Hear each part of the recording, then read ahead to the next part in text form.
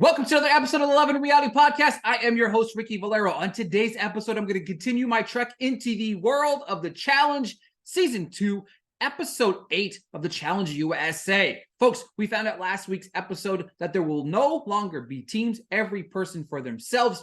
We have Bananas and Michaela talking strategy. I really like these two because I feel like they both know how good they are at the potential at this game. And at the end of the game, you need a strong woman on your team in order to win this competition. So they kind of agree to, have that partnership. We'll see how long it lasts. Obviously, Alyssa S is upset.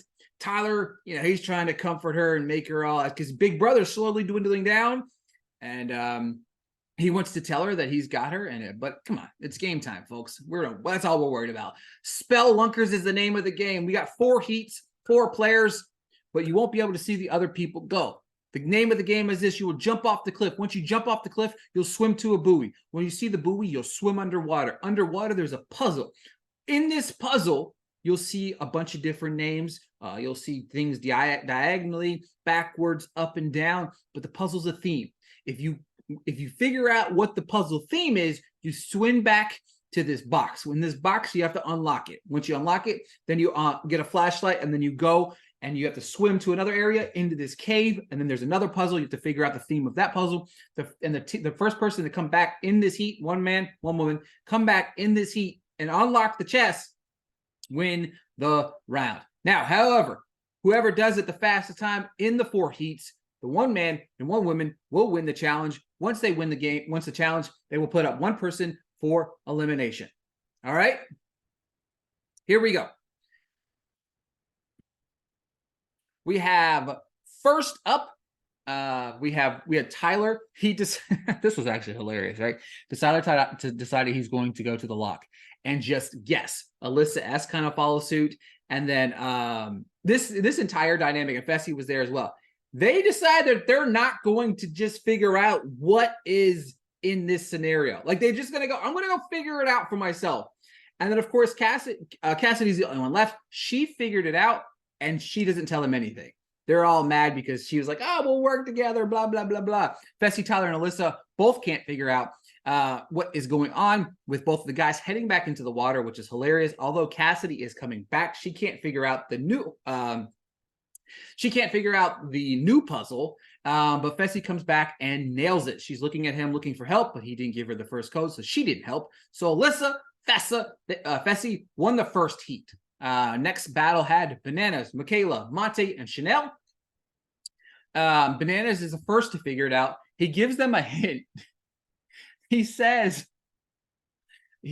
pause, and they take it as pause, P-A-U-S-E, but it was P-A-W-S. And it's just, it was just funny because they took it as like pause, like stop, you know what I mean? And it was kind of funny how that kind of unfolded. He gives them the hint. They aren't able to figure out. He quickly figures out the second clue as well. Banana wins the men's version of the heat, and Chanel is closely second. It was just, I don't know. He knows the name of the game, and sure, maybe he said it in a way. He's like, pause, you know what I mean? Like, pause, but he was like, pause.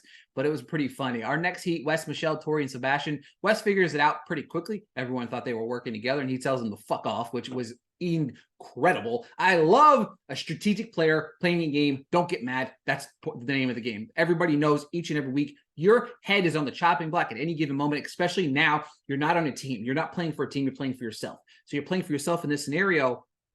Hello. You know what I mean? All right. So that being said, he said, I want to win because I love power. And I mean, who can blame him? You know what I mean? You got to do what you got to do. Tori is next to figure out. Sebastian said he hasn't made. She is mad she didn't tell him, which he said was kind of hot, which was kind of funny, obviously. Tori has figured it out. She said they're getting closer and closer, her and Sebastian, but this isn't a dating show. Again, hilarious. Wes is heading back, as is Sebastian. Wes pops it open. He and Tori win this leg of the race. Chris, Desi, Corey, Josh are up next. These 4 work together. Josh nailed it. Desi nailed it. I think Chris is looking for that lifeline in a future because they all work together here. 2 men were the closest times, was Josh and Bananas. TJ announces the times. Josh's time was 22 minutes and 29 seconds. seconds, while Bananas was 20 minutes and 35. Banana slayed the competition, winning the men's side of it. And then, of course, the girls' side of it, Tori smoked every single buddy by 6 minutes. Tori and Bananas have the seat at the table. Bananas is having a talk splitting up Survivor and Big Brother. And then Tori said she's not trying to piss off Big Brother. He mentions Tyler and Alyssa, but maybe throwing up Monty. He said nice guys finished last, talking about Tyler. They throw Alyssa and Tyler up against each other. And then, of course, from here, Tyler does his campaigning, but not to campaign to save himself, but campaigning to throw himself in the arena to go to battle to save his little girlfriend. Sebastian and Tori are having a date on the webcam. She said this isn't her first one, which was hilarious because they go, this is my first one. She's like, this isn't my first one. Tori and Wes are chatting things up. So Alyssa is trying to recruit people to throw Sebastian in the hopper because obviously with Tori and Sebastian's relationship. Chris and Fessy are talking. He's trying to talk about the possibility of putting Monty in there instead of himself.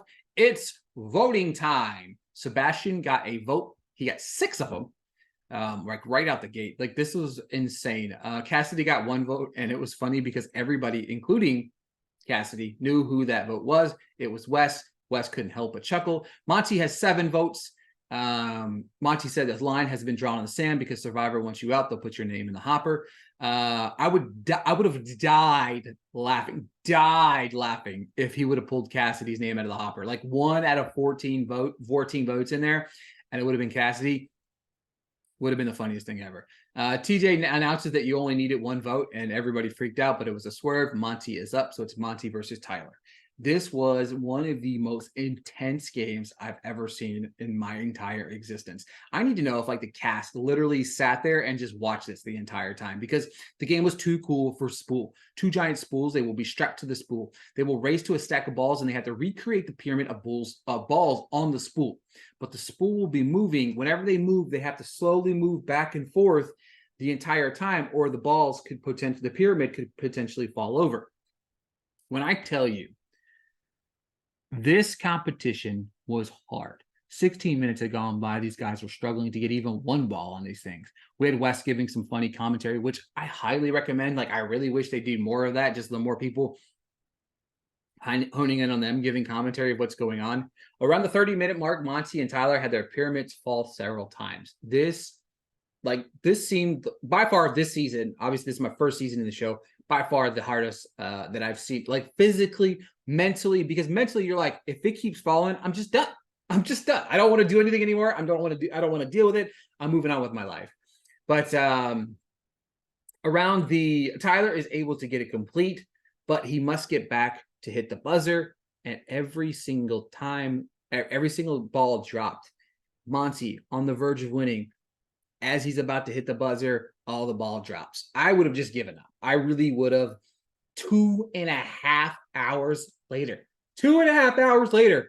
Tyler is able to win the game. One of the craziest competitions that we've seen this season. And congratulations to Tyler. We have the boyfriend and the girlfriend, Tyler and Alyssa, back in the house. Monty, who is a huge competitor, out the door, which really kind of helps the guys quite a bit because he is a force to be reckoned with. So it's going to be interesting to see how it goes off. One of the things that I caught, I don't really like watching the next times on these things, but one of the things that we did catch was Sebastian going around running his mouth about taking out the vets, and his little girlfriend, Tori, was not thrilled about it. So how will that happen? That's going to remain to be seen, but it's going to be something that we'll tackle on next week's episode. Thank you guys so much for tuning in to another episode of the Love and Reality Podcast. I'll talk to you guys next week.